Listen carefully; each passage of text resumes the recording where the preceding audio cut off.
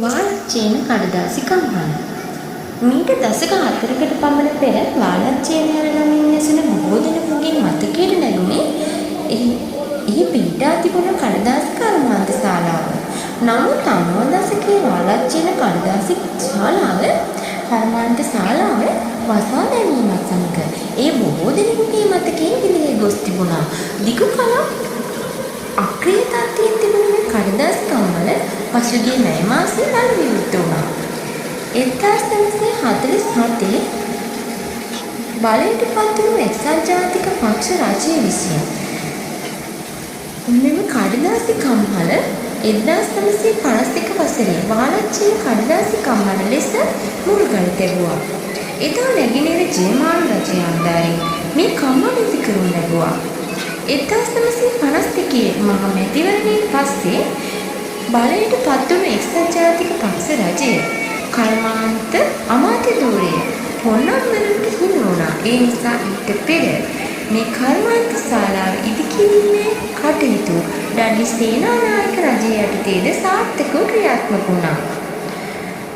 1956 වසර ආරම්භ වන විට වාලච්චේන කඩදාසි කම්හල ඉදිකිරීම අවසන් අදියරේ එළඹ තිබුණා.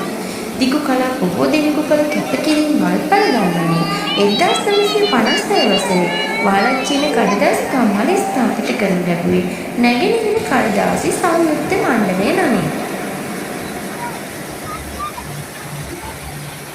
කඩදාසි කම්හල ක්‍රියාත්මක වුණ යන්ත්‍ර සූත්‍ර කම්හලේ නිෂ්පාදන කටයුතු. එම යුගයේ කම්හලේ කඩදාසි නිෂ්පාදනය සඳහා මූලික අමුද්‍රව්‍ය වුණේ පිදුරු. මෙම පිදුරු සොයා ගැනීම අක්‍රීපත්තුව සමන්තුවේ අම්පාර තොප්පිකල් වැනි ප්‍රදේශවල පිදුරු එකතු කිරීමේ මධ්‍යස්ථානවලින් සපයගත්තා.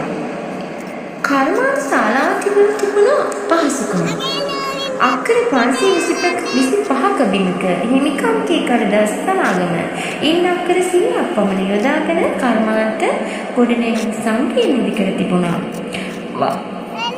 වාලච්චේන කඩදාසි කම්හල් භූමිය තුල යන්ත්‍රාගාර දෙකක්, විද්‍යාගාර වැඩබිමක්, ගබඩා සංකීර්ණකාර කිහිපයක් සහ සේවක නිවාස සංකීර්ණ පිහිටා තිබුණා. මෙම කඩදාසි කම්හල කඩදාසි නිෂ්පාදන ධාරිතාව දිනකට මෙට්‍රික් ටන් 12.5 ලෙසින් සටහන් වුණා. මෙම කර්මාන්ත ශාලාව හඳුන්වා දුණු යන්ත්‍රයක ධාරිතාවය දිනකට මෙට්‍රික් ටන් 40ක් ලෙසින් සටහන් වුණා. එම යන්ත්‍ර දෙක එකවර ක්‍රියාත්මක කරන දිනකට නිෂ්පාදනය කර හැක තිබුණේ කඩදාසි මෙට්‍රික් ටන් 60ක් පමණයි. 1956 මේ කඩදාසි කම්හල දියුණුවට පත් වුණා. 90 දශකයේ වන විට 3500ක පමණ පිරිසක් සේවයේ නිරත වුණා. 1993 වසරේ කඩදාසිතා සම්මානය වාලච්චේන කඩදාසි කම්හලට ලැබුණා.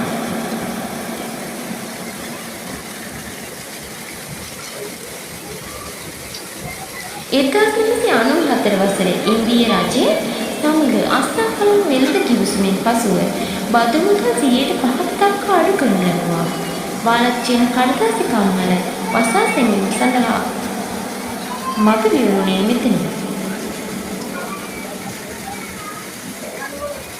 වාලච්චේන කඩදාසි කම්හල රජයේ අවධානයට 2020 වසරේ ජනවාරි මාසයේ කඩදාසි කම්හලේ සභාපතිවරයා එවකට කර්මාන්ත ඇමතිවරයා නාවික යුද හමුදා සහ රාජ්‍ය ඉංජිනේරු සංස්ථාවේ ඉංජිනේරුවන් ඇතුළු පිරිසක් කඩදාසි කම්හල් බිමේ නිරීක්ෂණ චාරිකාවේ නිරත වුණා. නමුත් මේ වන විට කඩදාසි කම්හල යලි ප්‍රයෝජනගත නොහැකි ආකාරයට විනාශ වෙලා තිබුණා. එම අවස්ථාවේ කම්හල් යලි පිළිසකර කිරීමේ දැවැන්ත අභියෝගය බාරගත් සභාපතිවරයා ඒ වෙනුවෙන් විශේෂ සහාය ලබා ගැනීමට තීරණය කළා. කඩදාසි කම්හල පිළිසකර කිරීමේ කටයුතු සිදු වුණා. කම්හල යන ක්‍රියාත්මක වූ මේ මාසයේ 30 වෙනිදා වාලච්චේන කඩදාසි කම්හල ප්‍රධාන යන්ත්‍රය යන ක්‍රියාත්මක වුණා. පරීක්ෂණ මට්ටමේ කඩදාසි නිෂ්පාදනය ආරම්භ කරනු ලැබුවා. කර්මාන්ත ශාලාවේ ක්‍රියාකාරී තත්ත්වයට පත් කිරීම අපේ කළ යුතු ක්‍රියාවක්. මේ දැවැන්ත කාර්යය සිදු කළ පිරිසට ලැබෙන මීළඟ අභියෝගය වන්නේ මේ ලාභ ලබන තත්ත්වයටපත් කිරීම. රටේ ආර්ථිකය සවිමත් කිරීමට ශක්තිමත් ආදායමක් උපයා දෙන මෙම වාලච්චේන කඩදාසිකම් වලට නැවතත් පණ දෙමු.